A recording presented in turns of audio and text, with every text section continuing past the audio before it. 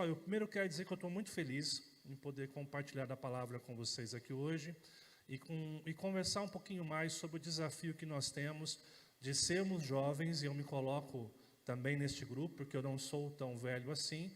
Alguns me dão 30 anos, outros me dão 35, mas eu tenho mais de 40, não aparece, não é verdade? Não foi uma piada, gente, isso é verdade. O pessoal está rindo como se fosse uma piada, mas não é uma piada isso. O pastor olhou para mim e falou hoje, mas você parece tão mais novo, né? Porque realmente eu tenho um rosto de 35 anos, amém? Nem foi pela fé. Agora, interessante é que nós temos um desafio. A gente vive numa sociedade que eu costumo dizer de pós-cristão. Você que é jovem, escuta o que eu estou dizendo para você. A gente não vive mais em um lugar onde a igreja, o cristão é visto como uma referência, infelizmente. A gente, quando fala de fé hoje, fala sobre muitas coisas, muitos tipos de Deus. É um Deus customizado, a forma que cada um define, cada um constrói um tipo de Deus para si. E às vezes nós estamos dentro de uma igreja, mas o Deus que nós servimos não é o Deus da Bíblia, é o Deus que nós criamos para a gente.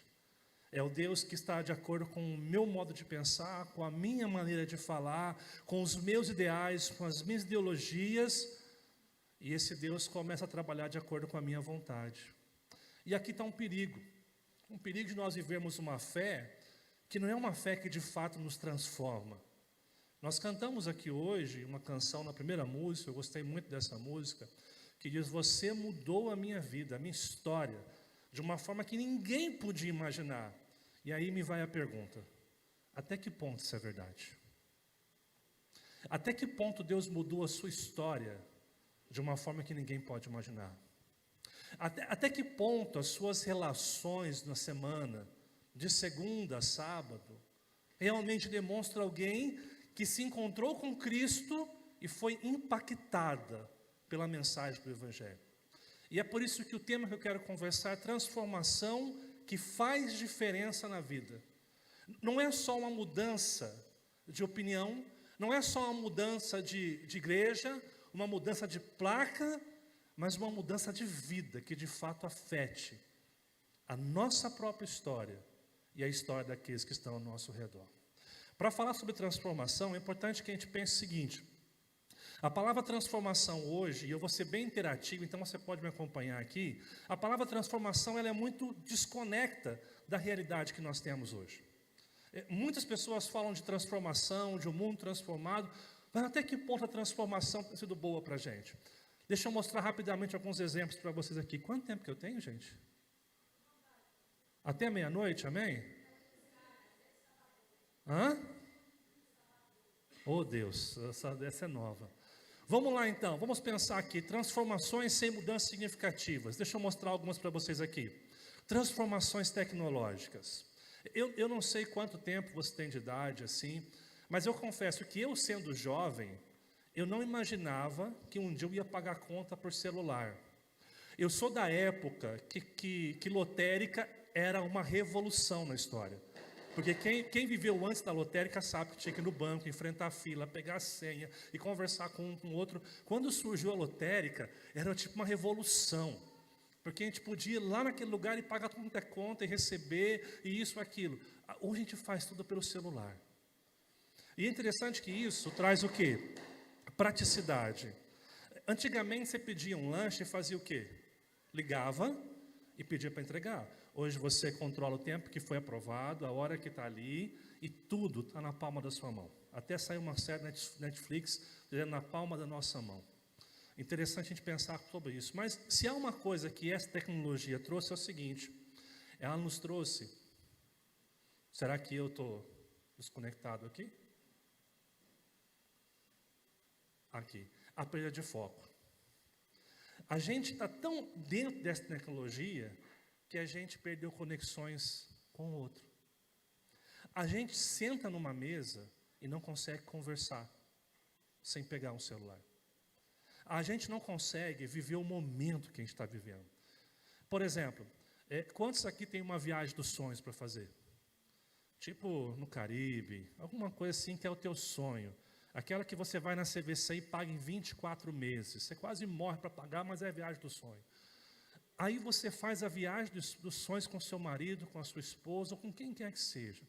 E aí você senta naquele deck maravilhoso, ao mar do Caribe, aquela brisa maravilhosa, aqueles mexicanos tocando aqueles para você lá, e você está com a pessoa que você mais ama ali, comendo aquela comida especial, única.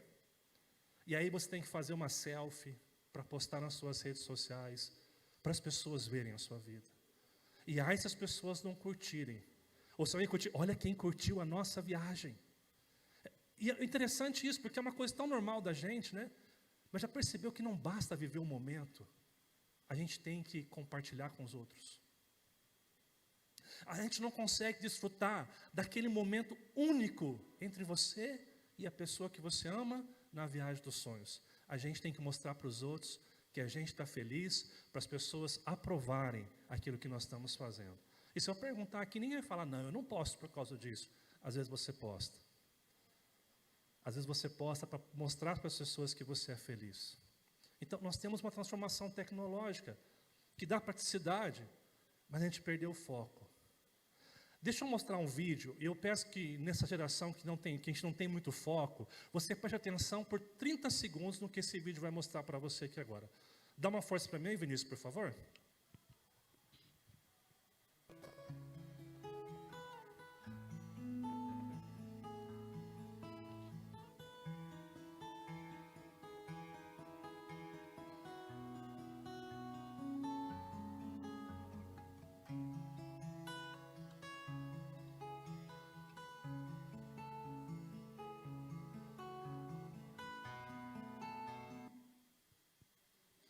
Rápido e prático.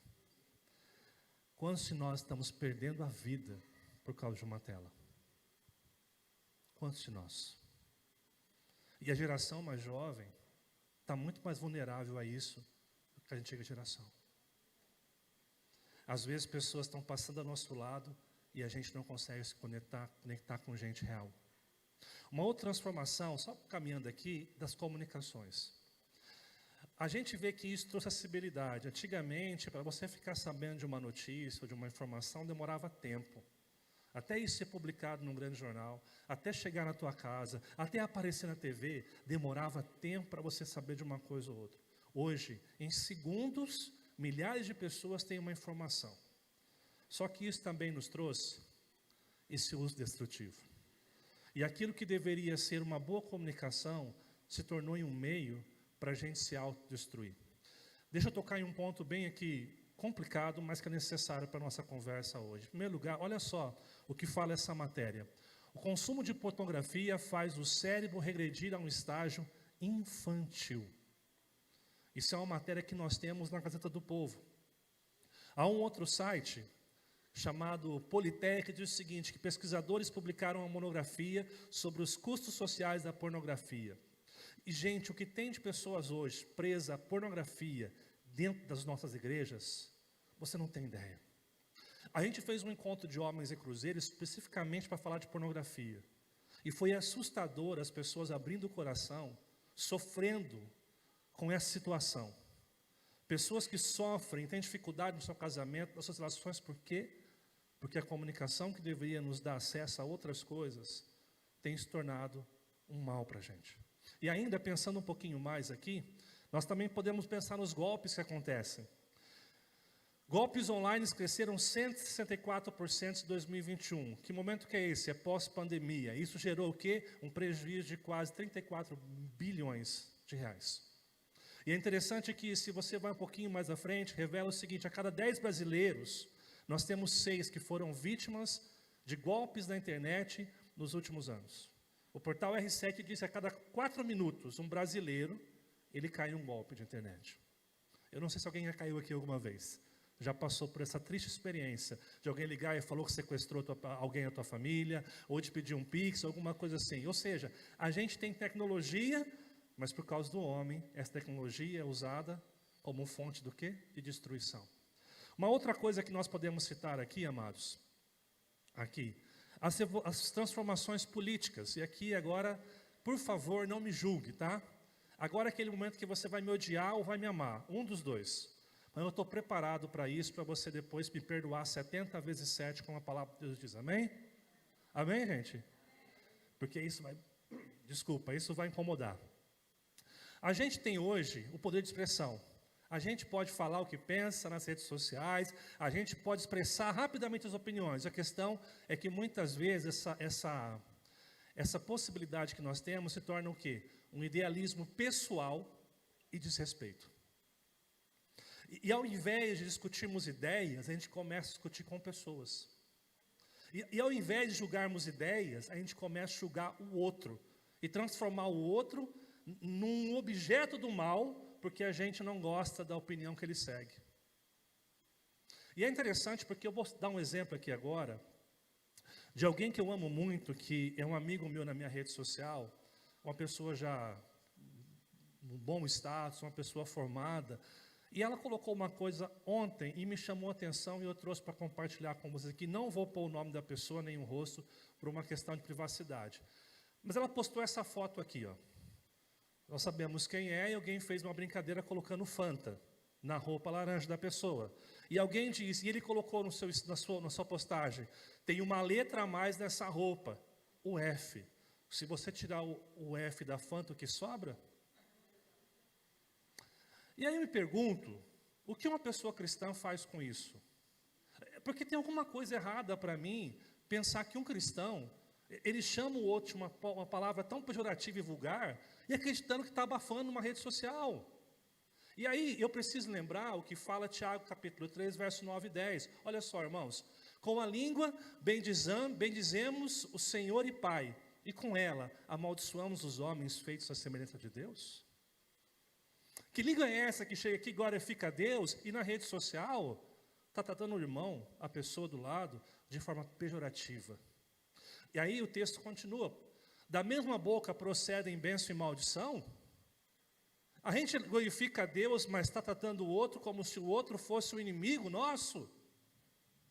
E é interessante porque Tiago fala assim, ó, meus irmãos, não pode ser assim. Isso não é comportamento de alguém que professa crer em Jesus. Você tem toda a liberdade de discordar de algumas opiniões, de algumas ideias, mas o outro não é o seu inimigo. A transformação que deveria ser um lugar para a gente discutir ideias pela liberdade, pelo progresso, se torna um ambiente bélico. E aí, pensando um pouquinho mais no nosso quintal, agora eu achei, tem que apontar para aí, né? As transformações teológicas, é aqui algumas coisas que estão surgindo na teologia hoje. A teologia do amor. Deus é amor. Deus é um Deus conivente com o pecado. Não, pecado não. Porque isso não pode ser chamado de pecado. A gente tem que rever alguns conceitos da sociedade.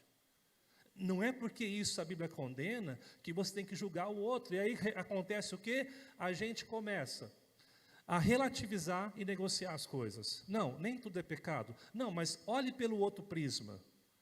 Ou seja, a teologia do amor pinta um Deus que parece um Deus zen, que é conivente com tudo e não leva a sério as coisas. Esse é o tipo de Deus que as pessoas gostam de seguir hoje. Nós também temos uma outra teologia que nós chamamos de teologia migratória. O que é isso? Muitas pessoas dos movimentos pentecostais começaram a migrar para as igrejas reformadas por causa da nossa teologia, não é verdade? Eu tenho certeza que aqui tem algumas pessoas que vieram, assim como em Cruzeiro e em outras cidades que a gente conversa. Tem. A questão é que isso muitas vezes tem formado o quê? Não está com controle aqui. A proliferação do orgulho e soberba. E aí a gente que é reformado começa a achar que a gente sabe tudo e a gente despreza o outro. Eu não sei, uma vez me colocaram num grupo de calvinismo no Facebook. Eu não aguentei ficar um dia. Eu não aguentei. E eu estou buscando até hoje quem foi abençoado que me colocou nesse grupo. Porque era só discussão. E chegou o momento que a discussão começou a dizer, você é um burro, não sabe nada. Isso é coisa de se fazer. E aí, caminhando um pouquinho mais aqui, a teologia ideológica. Por quê? Há muitas pessoas que têm ideologias próprias e dizem que isso é teologia. Elas querem que Deus seja de um jeito e elas defendem aquela linha ideológica porque elas querem Deus assim. E a grande questão é que isso inverte o essencial. E às vezes, em vez de defender Cristo, nós estamos defendendo o quê? Uma ideia, uma ideologia. Estamos defendendo algo que não é a fé cristã. E a gente insiste em dizer que nós estamos defendendo a fé. Deixa eu mostrar um livro que eu gosto muito aqui. Quem já leu esse livro do C.S. Lewis? Cartas de um Diabo ao Seu Aprendiz. Quem já leu esse livro aqui já? Quem teve o prazer de ler? Esse livro é fantástico. É um próximo livro de estudo, então eu vou adiantar a matéria aqui, dar um spoiler um pouquinho. Olha o que esse livro fala aqui, e entenda que C.S. Lewis escreve esse livro num contexto da Segunda Guerra Mundial. E nesse contexto haviam dois grupos que estavam se destacando na discussão. Quem era? De um lado, aqueles que defendiam que nós tínhamos que pegar em armas e guerrear em prol do sonho britânico de liberdade. E nós tínhamos os pacifistas, aqueles que diziam, não podemos pegar em armas, nós temos que lutar pela paz, nós não podemos combater o mal com o mal. E esses dois grupos brigavam entre si. E Lewis, no seu livro, mostra o seguinte, olha só. Não precisamos tirar as pessoas da igreja. Precisamos apenas ocupar suas vidas e colocar dúvidas pequenas que se transformem em grandes abismos. Você não precisa tirar a pessoa da igreja. Só faz elas ter outro Deus dentro da igreja. Ele continua no seu livro dizendo o seguinte. Meu querido verme lindo, e aqui é o demônio chamado, o mal danado, escrevendo para o seu sobrinho verme lindo. Então, o que ele vai escrever para o seu sobrinho? Todos os extremos, exceto a devoção extrema ao inimigo, e quando é a palavra inimigo aqui, ele se refere a Jesus, devem ser encorajados. Nem sempre é claro, mas principalmente nas condições atuais. Ele continua.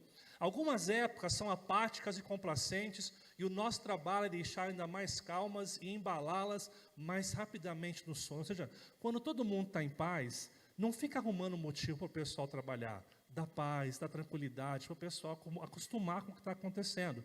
E aí ele continua. Nós vamos chegar aqui com consenso para esse controle.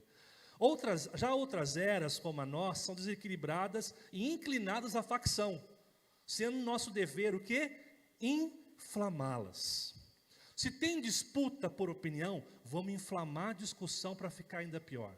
Aí ele continua dizendo o seguinte.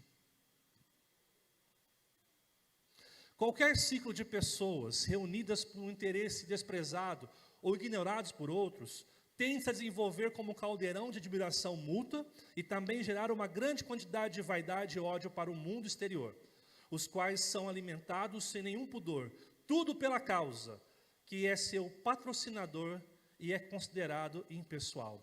Eu não estou lutando por mim, estou lutando pela causa. É isso que ele entendia naquela época. E ele continua colocando a seguinte situação. No entanto, seja qual for a seita que ele adotar, sua tarefa principal é a mesma. Lewis entendia o quê? Não importa o lado que a pessoa defende. Qual que é a tarefa principal que nós temos que fazer? Comece a fazê-lo tratar o patriotismo ou pacifismo como parte da sua religião. Ou seja, faça o seu ideal, a sua ideologia fazer parte de quem ele é, da sua fé em Cristo. E ele continua. Depois, deixe-o, sobre a influência do espírito partidário, chegar a se referir a isso como parte mais importante. Lewis continua. Depois, silenciosamente e gradativamente, cuide para que ele alcance um estágio de que a religião se torne meramente parte da causa. Você entendeu aqui? Coloca a pessoa para ficar tão apegada a defender isso, que vai chegar uma hora que a religião não é mais o todo, mas é parte de uma causa pessoal. Aí ele continua. Em que o cristianismo passa a ser valorizado principalmente em razão dos argumentos excelentes que é capaz de produzir em favor do esforço britânico em prol da guerra ou do pacifismo. E ele vai terminar esse seu conceito da seguinte maneira. Uma vez que você tenha feito do mundo um fim e a fé um meio, terá quase conquistado o seu homem. E faz muito pouca diferença que tipo de fim mundano ele esteja perseguindo. Lewis, ele é audacioso no que ele fala aqui. Ele está dizendo que as pessoas estão na igreja, mas defendendo ideais, mudaram o que é essencial e hoje estão seguindo um fim mundano, não mais a Cristo. E ele termina: desde que os encontros, as panfletagens, as políticas, os movimentos, as causas e as cruzadas importem mais para ele do que as orações, os sacramentos que é a ceia e o batismo, a caridade que é o amor, ele será nosso.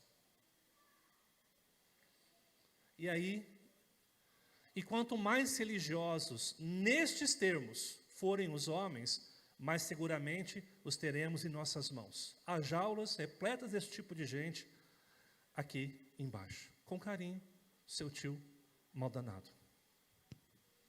Você conseguiu entender o que eu estou falando para você aqui hoje? E aí a pergunta que eu quero trazer é o seguinte: você hoje é fruto do quê? De uma relação profunda com Jesus que muda de fato quem você é e as pessoas que estão ao seu redor? Ou você é fruto de alguma dessas transformações? A gente é aquele que realmente foi impactado pelo Evangelho, ou é aquele que não consegue largar a mão do celular? Que consegue mandar mensagens e compartilhar vídeos o dia inteiro, mas não consegue compartilhar de Cristo para uma pessoa? A gente é aquele que está preso em tantas demandas, em tantas coisas ruins, mas não consegue tirar um tempo para vir a uma oração na semana na igreja. A gente é aquele que gosta de se opinar politicamente, mas a gente não respeita o outro. Ou a gente é aquele que está na igreja e defende uma teologia que Deus permite tudo, que Deus aprova o meu comportamento errado, ou a gente se acha superior e achando que fora do nosso quadrado não pode haver salvação, ou é a gente que defende uma ideologia que nos afasta de Deus e não faz perceber o que Deus realmente tem para cada um de nós. Existe uma pesquisa, amados, que em 2032 nós seremos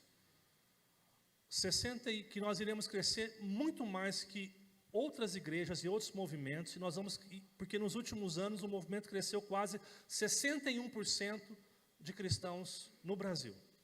Nós estamos crescendo em número de cristãos. A pergunta é: esse crescimento refletiu mudança? A gente de fato mudou ou a gente só inchou? Eu sei o que é inchar. Eu sei o que é crescer. Mas às vezes sem saúde. Nós sabemos que não existe. E aí a pergunta é: o que de fato é transformação? E aqui, depois de falar tudo isso para você e provocar você, porque até agora a minha intenção é só provocar você. É fazer você ficar incomodado com o que você ouviu, concordando ou discordando. E aí eu quero pegar um exemplo bíblico do que é transformação de verdade.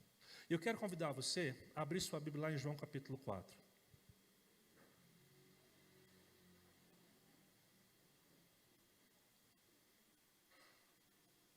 Esse texto aqui é muito conhecido.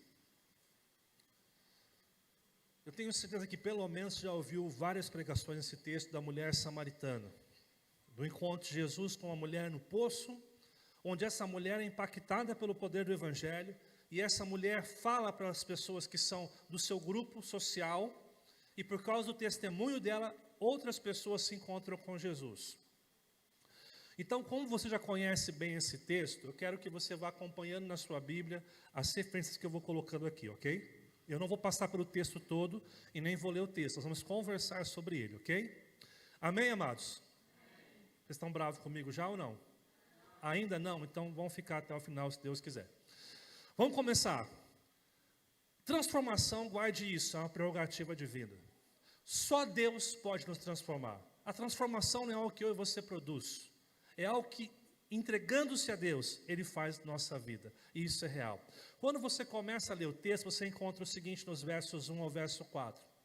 Quando, pois, o Senhor veio a saber que os fariseus tinham ouvido dizer que Ele, Jesus, fazia e batizava mais que João, se bem que Jesus mesmo não batizava, e sim os seus discípulos, deixou a Judéia, retirando-se outra vez para a Galiléia, e era-lhe necessário atravessar a província de Samaria.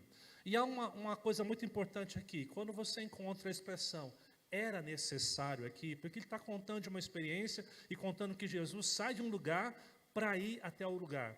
Aí o texto diz, era necessário passar por Samaria, porque Samaria não era um caminho habitual de um rabino, era um caminho habitual onde alguém passaria ali naquele momento. Geralmente as pessoas davam volta, então há aqueles que vão dizer que Jesus passou ali para cortar caminho, para fazer um caminho mais rápido.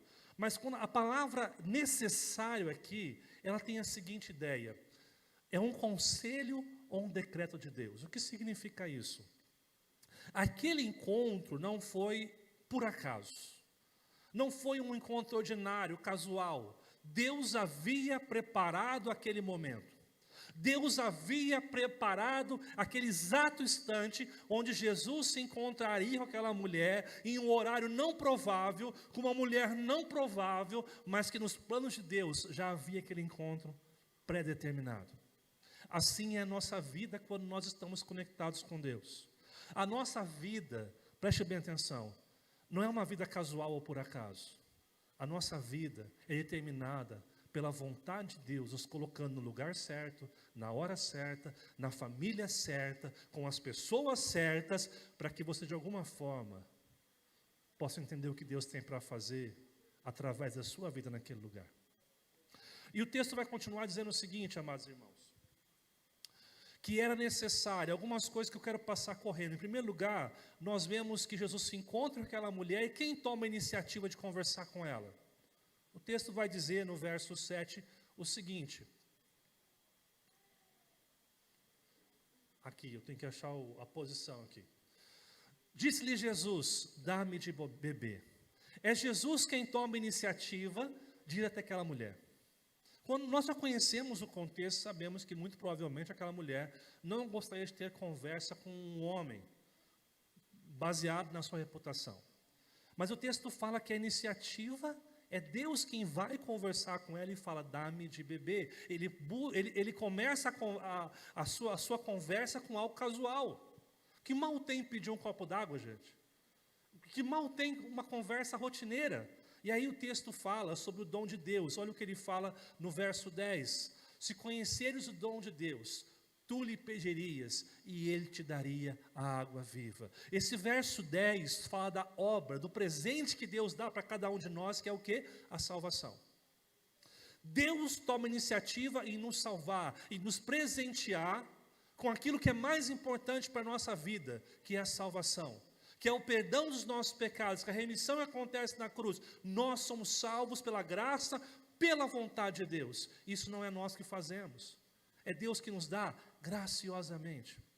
Mas muitas vezes nós transformamos o que Deus nos dá em um objeto humano. Porque quando você continua um pouquinho mais, olha o que ela diz nos versos 11 e no verso 12. Ela vai dizer o seguinte, tu não tens balde, e o poço é fundo. És tu porventura maior do que Jacó? Algumas referências aqui, eu cortei várias partes do texto, estou pegando as partes principais. O que ela fala? Você não tem balde. Para que serve balde, gente? Água. O que tem a ver com o poço ser fundo? Se você não tem balde, uma corda, aqueles que já pegaram água do poço sabem o que eu estou falando. A gente não consegue. E outra, você é maior que o nosso pai Jacó, que fez esse poço, que ele bebeu, que os seus animais beberam, que a sua família beberam. Perceba que quando Jesus oferece vida, ela pergunta, como que você pode me dar dessa água, se você não tem nenhum desses instrumentos para produzir água? E aqui, eu não sei se você está conseguindo entender, a gente muitas vezes acha que para Deus nos abençoar, Deus tem que dar as coisas para a gente. Não, eu quero me converter à igreja, a Cristo, por quê? Porque depois que eu me converter, Deus vai me dar a casa dos sonhos. O carro que eu sonho. Porque a Bíblia fala que todo lugar que eu pisar a planta dos meus pés, eu sou abençoado. Porque eu vou ser próspero, porque eu vou ser abençoado, porque meus negócios vão dar certo. Ou seja, a gente associa a bênção de Deus com alguma coisa que a gente pode ter ou tocar. E aí o ser se transforma em ter. E é interessante porque Jesus mostra a realidade para ela da seguinte maneira.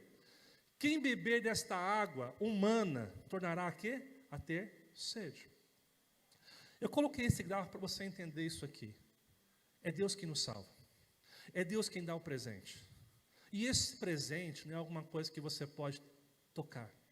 não é alguma coisa que tem a ver com a bênção que você vai ter na tua casa, com a prosperidade que você vai ter na tua casa, não. Isso é algo que Deus faz interiormente. Você não precisa ter casa, comida e roupa lavada para ser abençoado por Deus. Você não precisa morar num palácio para ser abençoado por Deus. Deus não precisa curar você para mostrar que Ele te ama e salvou a sua vida. A gente acha que Deus tem obrigação de realizar os nossos sonhos, mas transformação acontece aqui dentro. E é por isso que o apóstolo Paulo dizia: eu aprendi a viver bem em toda e qualquer situação, e não importa se eu tenho que comer, se eu não tenho que comer, eu tenho a Cristo. E é interessante que o apóstolo Paulo, lá em Filipenses capítulo 1, diz assim: eu nunca vou ser envergonhado, em nada eu vou ser envergonhado. Só que Paulo está preso, Paulo está pronto para morrer. Então, a bênção de Deus, o que Deus nos dá de mais importante, amados irmãos, não está associado ao que você pode ter. E a gente começa a pensar que seguir a Cristo é ter as coisas. Quando você vai um pouquinho mais para frente, você encontra no verso 14 a seguinte declaração: aquele que, porém, que beber da água que eu lhe der, nunca mais terá sede. Pelo contrário, a água que eu lhe der será nele uma fonte a jorrar pela vida eterna. E aqui nós temos uma referência à graça transformadora. O que Deus quer dar para você, preste bem atenção no que eu estou dizendo, é algo que vai mudar de dentro para fora. É a satisfação, é a paz, é saber que você está nas mãos de alguém que está cuidando de você, independente das situações. Independente se deu certo ou deu errado, você está nas mãos de Deus. Gente, preste atenção no que eu vou dizer aqui. Nós somos frutos do maior golpe dado na história, da maior tragédia da história. Você entende que Jesus inocente morre por causa de um golpe arquitetado às escuras, onde o movimento religioso e o político se juntaram para matar um inocente? Isso é injustiça.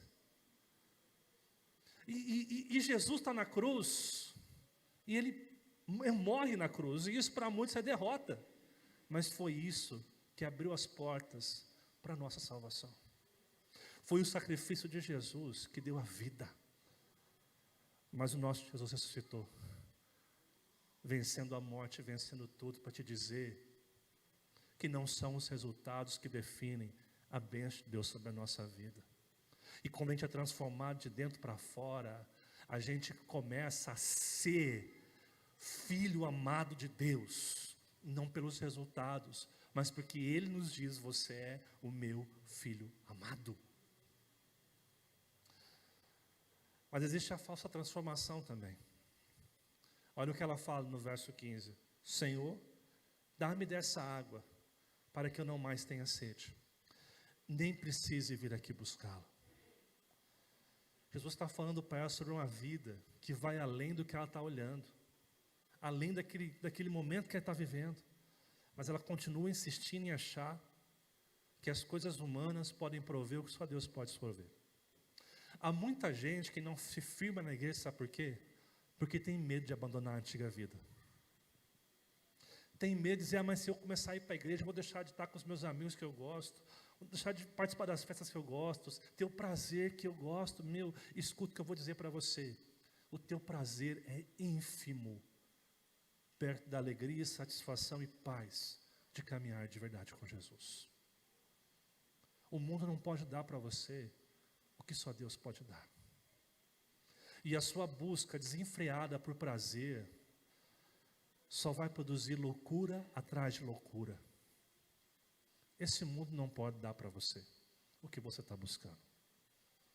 O que você precisa é um encontro pessoal com Jesus. O que você precisa é confiar plenamente nele e saber que o que ele fez naquela cruz é válido para mudar a sua história e transformar de dentro para fora. Deixa eu mostrar aqui o que de fato, amados irmãos, significa ser transformado. 3 coisas sobre o que de fato significa ser transformado. A primeira delas, transformação acontece quando nós somos confrontados com os nossos equívocos.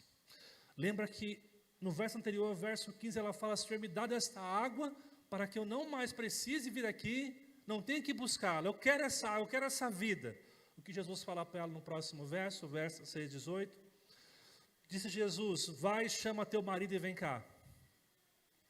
Ao que respondeu a mulher, não tenho marido. Replicou Jesus, bem disseste, não tenho marido. Porque 5 maridos tivestes, e esse que agora tens, não é teu marido. Isso disseste com verdade. Interessante que quando ela pede água, a primeira coisa que Jesus faz é, chama o teu marido. Essa mulher não tinha uma vida de relacionamento muito estável. Já teve um monte de homem, o que tinha agora era só um crush. Era só um caso, era só um momento na sua vida. Agora a pergunta é, Jesus está expondo ela? De maneira nenhuma. Jesus está indo naquele seu equívoco. Jesus está confrontando, gente, seu equívoco. Por quê? Quando você estuda o texto de uma forma geral, você entende que essa mulher, provavelmente alguém, que teve uma carência emocional muito grande, e ela acreditava que em uma relação poderia suprir a realização da sua vida. Quantas mulheres colocam em homens o seu príncipe encantado, acreditando que ele é a solução para sair de uma casa onde o pai é agressivo, onde a família não vai bem, e ela coloca no casamento a fonte inesgotável de realização. Casamento é muito bom, mas também é muito desafiador para quem é casado. A grande questão é que essa mulher, ela tem sérias dificuldades com a sua vida emocional. E se ela quer encontrar, de fato, algo que mude a vida dela e ter uma transformação, ela precisa entender que esse é o ponto mais fraco da sua vida. Esse é um ponto que ela tem que mudar. Esse é um ponto que ela tem que deixar que o Espírito Santo mude. E aí, esse texto aqui me lembra os crentes, gente, toda hora. Olha o que ela fala. Você chega no verso 19 e 20, ela fala, eu vejo que o senhor é profeta. O senhor sabe da minha vida, tu revelou, quem contou a minha vida? O senhor andou vasculhando no meu Twitter, no meu Facebook e viu as minhas vidas, né? Deixa eu perguntar, onde devemos adorar? Gente, que mulher espiritual, não é? Vamos discutir teologia. Vamos discutir se pode bater palmo na igreja, se não pode, qual que é a cor bonita, se é o verde presbiteriano. Aqui não é presbiteriano, porque não é verde, hein? É que lembra o Palmeiras, o verde, não é bom colocar o verde não, né? Né, pastor? A gente começa a fugir do nosso problema para arrumar problema no outro. Porque se o pastor Silas pregasse, se o pastor Silas pensasse assim, a igreja seria muito bem. Meu querido, Jesus fala para essa mulher, chama o teu marido, porque essa é a área que você tem que mudar. Deus, como é que tem que adorar? A gente tem que adorar no monte ou no templo? Porque vocês falam que é no templo. Nós acreditamos teologicamente que tem que adorar no monte. Você percebe como a gente faz isso?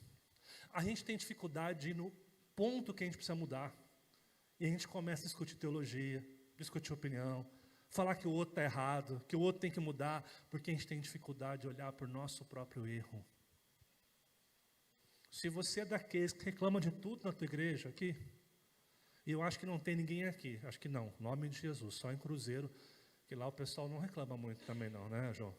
O pessoal é tranquilo.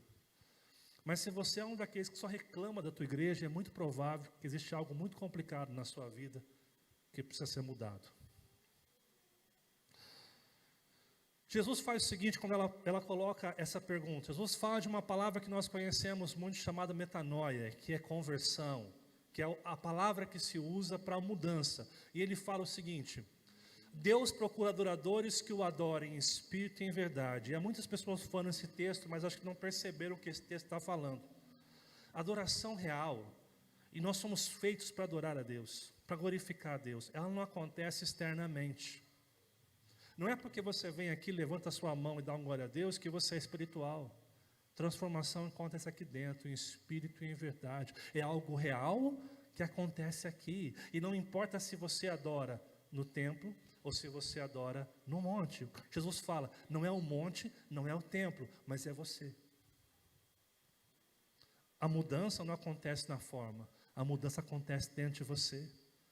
A forma é secundária, mas o que acontece dentro de você define, de fato, se houve uma transformação ou não. E aí ela fala o seguinte, que eu acho tremendo, a inconsistência, eu sei de tudo isso. Eu sei que vai vir o Messias. Eu sei que vai vir um Salvador. Eu sei que Ele vai salvar, que Ele vai livrar. Ela sabia de toda a teoria, mas ela não conseguia enxergar Cristo na frente dela. E há muita gente na igreja que fala, mas não consegue olhar Cristo agindo na sua igreja. Há muito jovem, revolucionário, mas que não consegue perceber que tem que mudar muita coisa na sua vida ainda. Jesus chega para ela e diz o seguinte: eu sou que falo contigo. Essa mulher queria água, ela queria ter paz, ela queria ter vida, só que a forma que ela buscava era em relacionamento. Era na relação um com o outro. Ela buscava preencher a sua vida. E Jesus sabe que esse caminho não traz realização. Ele confronta isso. E quando começa a confrontar o que dói, as pessoas têm tendência a mudar o foco para outra coisa, porque elas não querem se confrontar, elas não querem olhar para si e falar: eu tenho problemas e eu preciso mudar. Já parou para pensar, quando Jesus diz assim, antes de você olhar o cisco no olho do seu irmão, olha a trave no teu olho. Esse texto é muito claro. A gente precisa fazer uma autoanálise, uma autoavaliação de como nós estamos, antes de querer apontar o problema do outro. Jesus fala: filha, eu estou aqui. Você está perguntando como deve adorar. Você fala que sabe tudo, você sabe que conhece tudo, mas eu estou na tua frente e você não consegue me ver. Às vezes nós estamos a um passo de uma mudança real, mas às vezes o nosso orgulho, a nossa insistência em algumas coisas nos impede de ver claramente o que Deus está fazendo na nossa vida e na nossa história. Essa é a primeira coisa. A segunda coisa que nós precisamos fazer é se comprometer com o propósito de ser. É compreender de fato quem você é em Cristo Jesus, por que você existe. E o texto fala o seguinte no verso 27. Nesse ponto, chegaram os discípulos e admiraram de que ele estivesse falando com uma mulher. Todavia, nenhum lhe disse: que perguntas ou por que falas com ela? Amados irmãos, o texto fala que esses homens se admiraram de estar, de fato, conversando com uma mulher. Por que se admiram? Porque não é uma coisa casual. Eles estão olhando uma conversa que não era muito adequada para aquele momento. Ou seja, o que está acontecendo aqui? Os discípulos estão apegados a um modelo de fazer as coisas. E eles estão dando mais valor ao modelo do que à essência. Jesus disse que nós devemos pregar o evangelho a toda criatura. Quando você vai um pouquinho mais para frente, o texto fala: quanto a mulher deixou o seu cântaro, foi à cidade e disse àqueles homens: vinde comigo e vede um homem que me diz tudo quanto tenho feito. Será este porventura o Cristo? Saíram, pois, da cidade e vieram ter com ele. Algumas coisas que nos chamam a atenção aqui. Ela deixa o seu cântaro e vai à cidade pregar o evangelho. Até então a discussão não era água, como pegar água. Agora essa mulher deixa o seu cântaro. Ela entende, e muitos teólogos vão dizer que quando Jesus fala o seguinte para ela: eu falo contigo, aí de fato há uma conversão na vida dela. Ela abre mão de tudo e a primeira coisa que ela faz é o quê? Compartilhar quem é Jesus. Quando nós encontramos, vê um homem que diz tudo que eu tenho feito, essa mulher, ela chega e fala: olha, alguém falou tudo que eu estou fazendo. Será este o Cristo? E ela não tem dúvidas aqui. É uma estratégia que ela usa para gerar curiosidade naqueles homens. Nós encontramos aqui, amados irmãos, o que nós devemos ser. Você foi salvo, preste atenção, não para encher a tua igreja de atividade.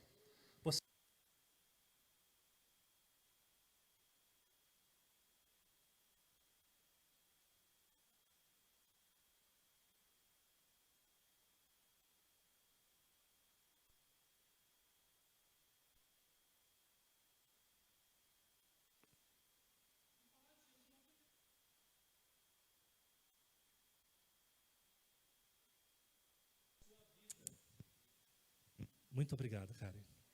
É contar o que Jesus fez, o quanto Ele mudou a sua vida, para as pessoas que estão ao teu redor perceber que de fato Cristo não é só uma ideia, mas é realmente alguém que muda a nossa vida.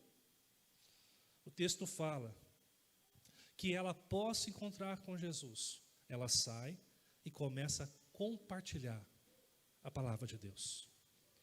E eu conversei com o pastor antes de vir para cá, e eu falei de uma coisa que me incomoda nos crentes hoje. E eu espero que você me responda a isso com muita sinceridade. Qual foi a última vez que você convidou alguém para a igreja? Então agora eu vou complicar um pouquinho mais. Qual foi a última vez que você contou para alguém o que Jesus fez na sua vida e mudou na sua vida? Sabe o que mais me deixa preocupado? É que passa semanas, meses, anos, e a gente não se incomoda mais com isso. A gente prefere avaliar o culto se foi bom, se a música foi boa, se o pregador pregou legal, se a programação foi bem feita. A gente começa a consumir fé. E se não tiver de acordo com quem a gente gosta, a gente troca de fornecedor. Transformação é deixar Cristo mudar o que precisa ser mudado na sua vida. Mas em segundo lugar, é fazer aquilo que você foi chamado para fazer. E você foi salvo para produzir vida. Não a sua vida, mas a vida de Cristo naqueles que vão ouvir a tua história. Porque a fé vem pela pregação da palavra. E Deus nos vocacionou para falar de Jesus. E se você, jovem, não tem compartilhado a Cristo, me desculpa. Não é o evangelho que você segue. É você mesmo. É o seu modelo de fazer as coisas. E último, que já passou da meia-noite. Todo mundo olha no relógio, né? Vocês estão espertos. Eu vou aumentar meia hora para cada olhar no relógio aqui hoje, amém? E eu estou falando sério, não é brincadeira, não é piada. Não tem relógio, eu vi, João, não tem relógio. É ter a vontade de Deus como prioridade. Olha o que fala o verso 31 e 33. Nesse inteirinho os discípulos lhe rogaram dizendo: Mestre, come. Mas ele disse: uma comida tenho para comer, que vós não conheceis.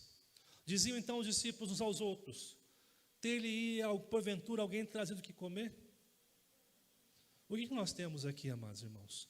Quando Jesus fala que tem uma comida que as pessoas não conhecem, a comida aqui tem a ver com o que consome, o que de fato te dá motivação. E está ligado ao que nós lemos logo no começo. Se admiraram de estar falando com uma mulher. Aquele momento não era casual.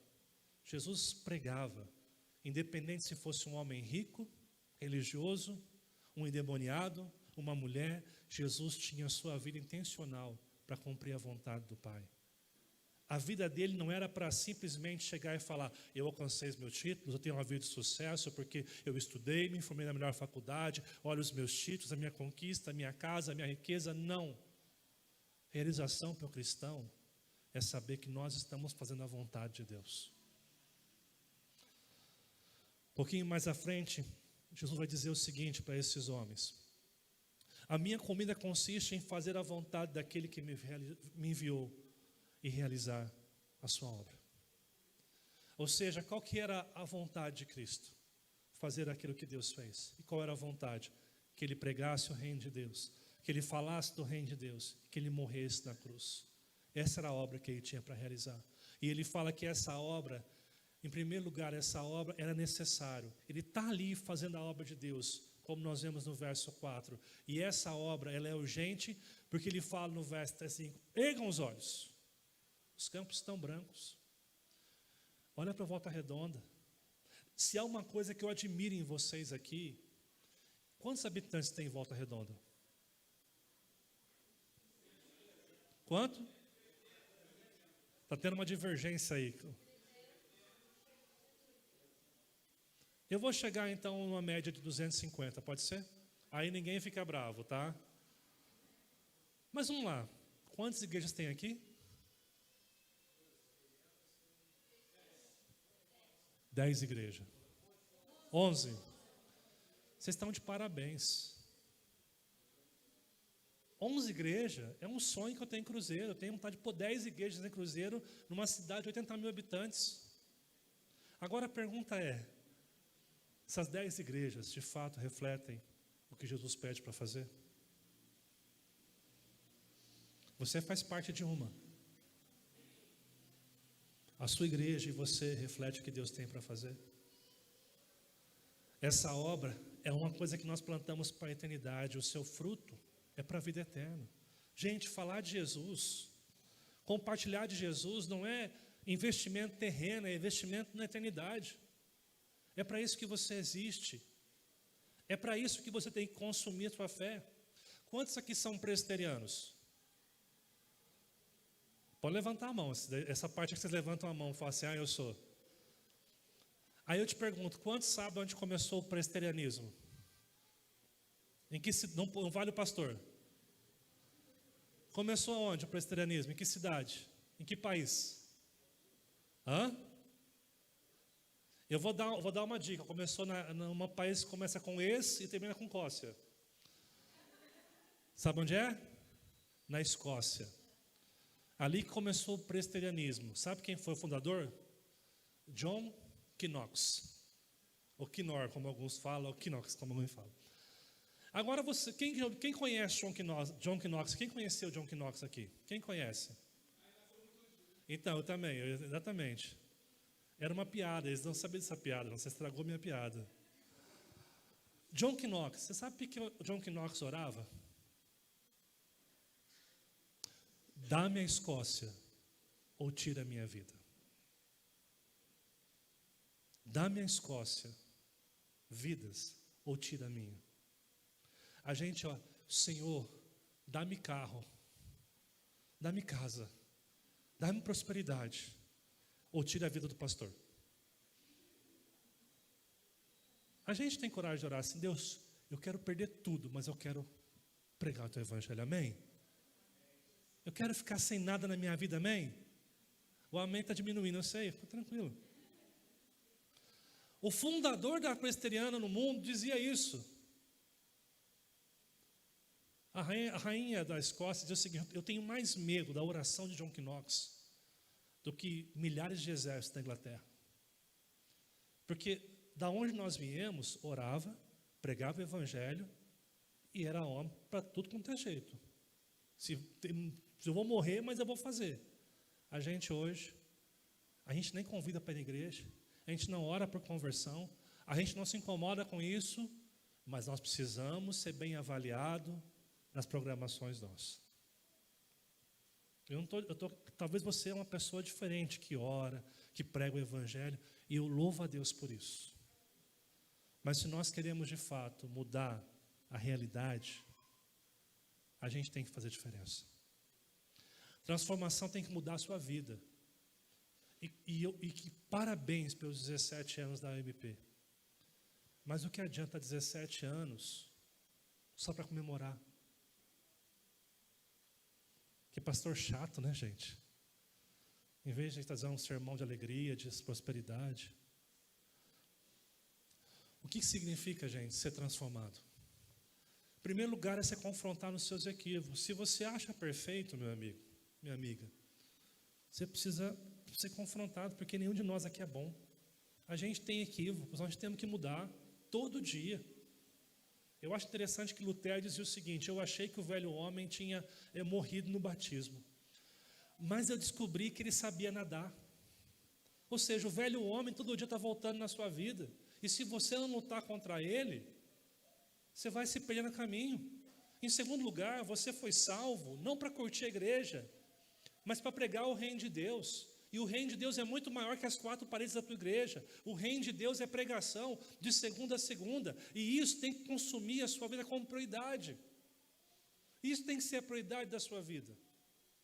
E aí, amados, qual que é o resultado disso? Olha como é que termina esse texto maravilhoso. Essa mulher que começou o texto errada, com uma visão distorcida da espiritualidade, com problemas emocionais, com a sua cegueira espiritual, ela é confrontada por Jesus. Ela se rende a Jesus, ela prega a Jesus. E olha o que acontece?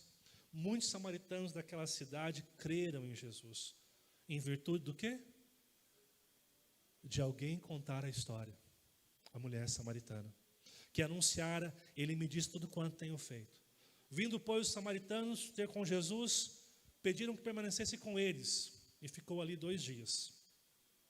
E dizia a mulher, olha que lindo, já agora não é pelo que disseste que nós cremos, mas porque nós mesmos temos ouvido e sabemos que este é verdadeiramente o Salvador do mundo. O que acontece aqui, amados, nós somos transformados para transformar. Não adianta a transformação que não gera fruto. A tecnologia nos trouxe celular. O celular está nos roubando a vida. A praticidade tecnológica nos trouxe condição de fazer muitas coisas muito rápido. E alguns estão usando para o mal. A revolução política nos trouxe como discutir ideias. Mas nós estamos discutindo o que é errado. Pessoas brigando com pessoas, criando inimigos. As mudanças teológicas estão invertendo o que é essencial. E às vezes nós estamos dentro da igreja, servindo outros deuses. Por isso que Jesus prepara este momento para mim e para você, para a gente ser confrontado no nosso erro, para a gente se arrepender dos nossos pecados. E se arrepender, chorar diante de Deus, dizendo: Deus, eu preciso mudar. Que a luz do Teu Espírito Santo traga ao meu coração o que é necessário para a mudança. Que este Evangelho nos mude para vivermos o que realmente Deus deu para cada um.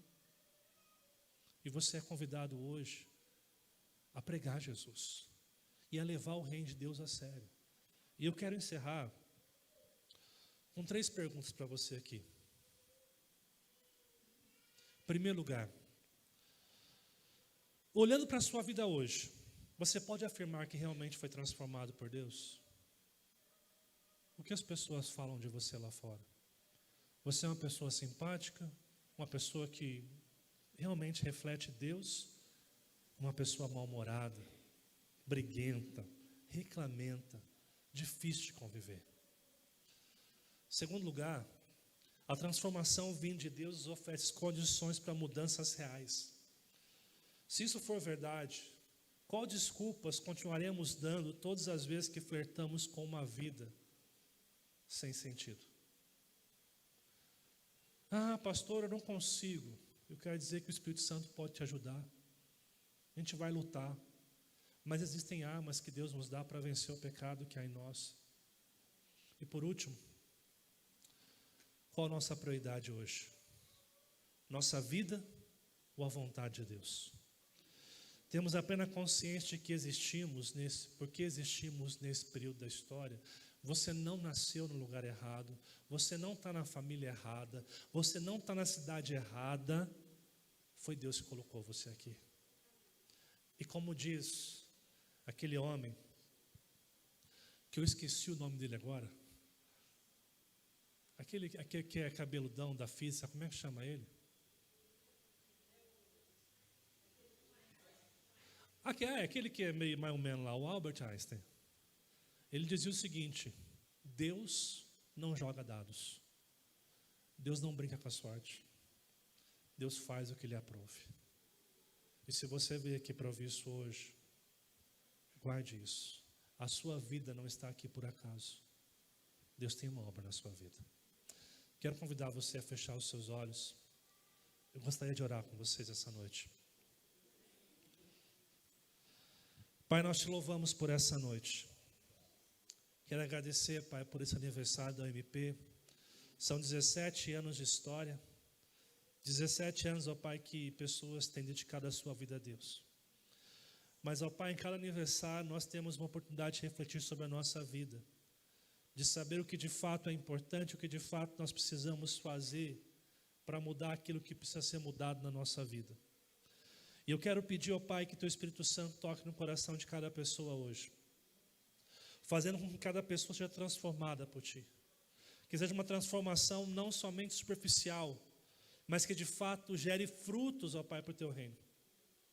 Eu quero pedir a Deus e Pai que o Senhor possa levantar pessoas nessa igreja, que sejam instrumentos do Senhor para esse bairro, para essa cidade, e que eles possam amar o Senhor acima de todas as coisas, e encontrar em Ti a razão de ser, a razão de existir, e perceber que fora do Senhor não há sentido na vida, que o Senhor, Pai, tudo aquilo que nós necessitamos dia após dia, e que eles possam de fato cantar que o Senhor mudou a vida deles de uma forma que ninguém podia imaginar. Que eles sejam instrumentos do Senhor nessa cidade para transformar vidas, para alcançar pessoas, e que eles possam alegremente testemunhar no aniversário de 18 anos, que durante esse novo ano que se inicia hoje, eles possam estar testemunhando e vendo pessoas se converter através do testemunho deles, ó Pai. E que eles possam ser uma UMP comprometida com o Teu reino e com a Tua vontade. Nós pedimos isto em nome do Teu Filho Jesus, Pai. Amém.